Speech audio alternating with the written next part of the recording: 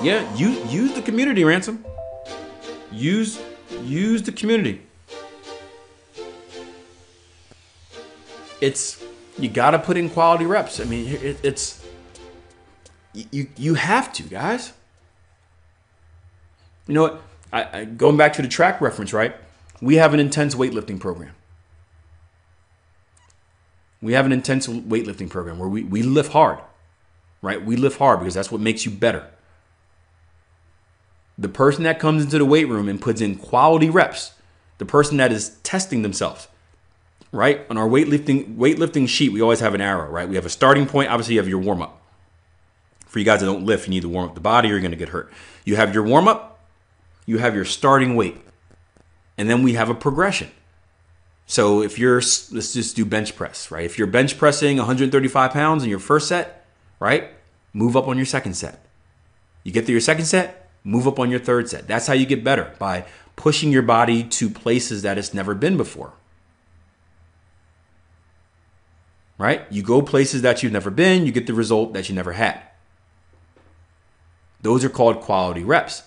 If you're just going to the weight room and you're that person that is, I used to work in the gym, I was telling my wife about this the other day. I used to work in the gym and used to have like the moms would come in, right? And it'd be the moms that come in. They got all like the fancy tights and outfits on, that they're fully matching, and they come in and don't really do anything. They just come in and look good, and they spend like 5 minutes on the Stairmaster and they're done. And like, you didn't do anything. You didn't make yourself better. So all they've done was wasted time and money. They've wasted money on their gym membership. They've wasted time that they could be doing something else. They've just wasted time. Because they did something, right? But they didn't do a quality version of that. So you got to put in quality reps. It's not just busy work. You got to spend time doing the right thing. Greystone says, there's always a thermostat where you will ease off the gas. The trick is to push through. The best way to do that is to have a bigger why. Spoke to a trader the other day about this. In fact, I believe I shared this email on an episode of the Trading Coach podcast where the guy's having a kid. He's having a kid in February. I believe his name was Jack, having a kid in February. He's like, I just found the podcast. I blew through 10 episodes this weekend. Yeah, I'm pumped. I'm like, awesome, dude. Nice. He's having a kid in February, and he started having a reality check. He's like, life just got real. I got to think about not only the future of myself, I've got to think about the future of my family, of my kid. I know a lot of us with children fear, like, the traditional way of working. Are there going to be jobs?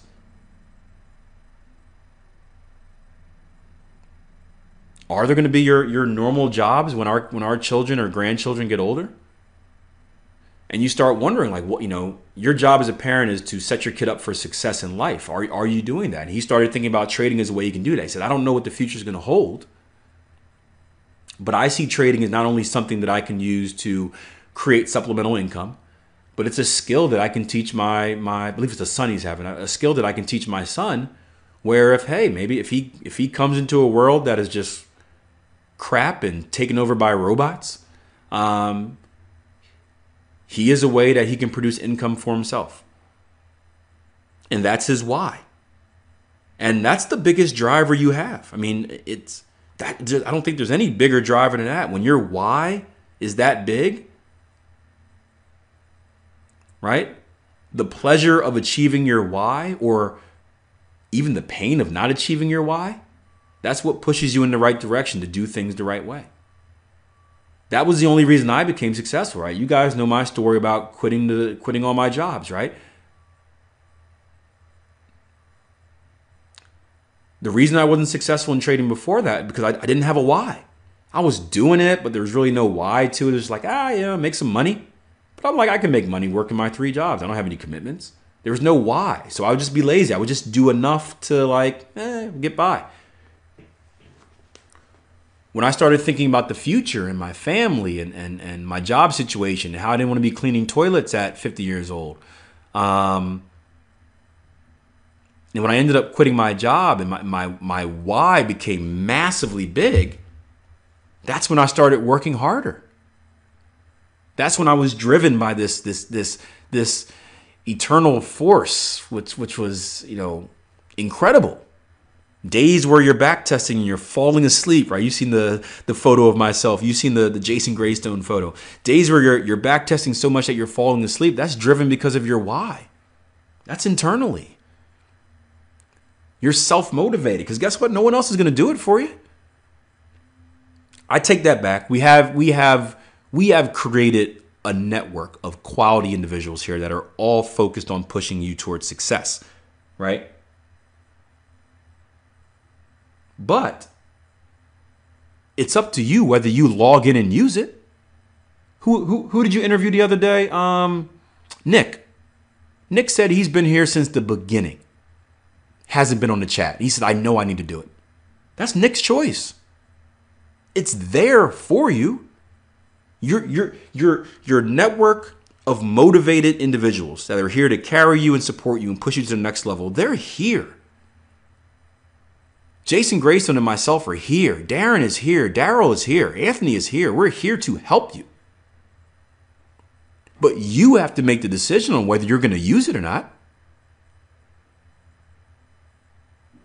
How many of you guys went to university or college?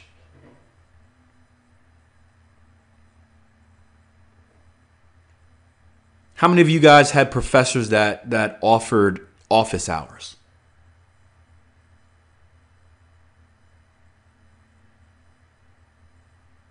For the student that's struggling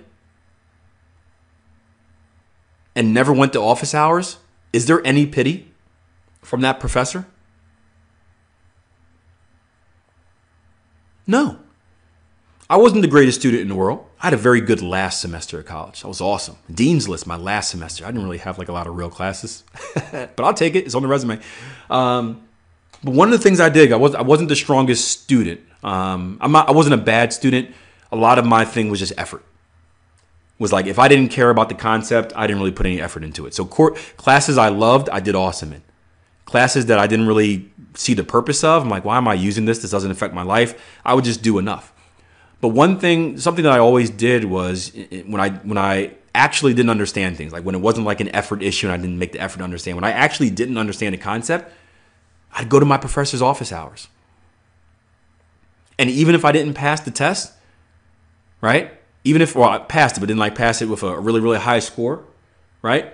I would always get these little extra bonus points. Do you know why? Because my professor saw that I was putting in the effort. He saw that I was doing everything to try and get better. And he rewarded me because of that. But whose choice was that? When you get the students that are, oh, he got extra points, must be nice. You must be a teacher's pet. Like, no, I made the choice to take time out of my day to visit my professor and ask for help. And because of that, I achieved something. The professor's there in his office hours. He's there all day waiting for people to come in. The chat is open 24/7. It's your choice whether you click those buttons and hit that enter button. It's your choice whether you involve yourself. It's your choice whether you introduce yourself. It's your choice whether you sign up for an accountability session and put yourself out there. That's your choice. We can't force you to do it.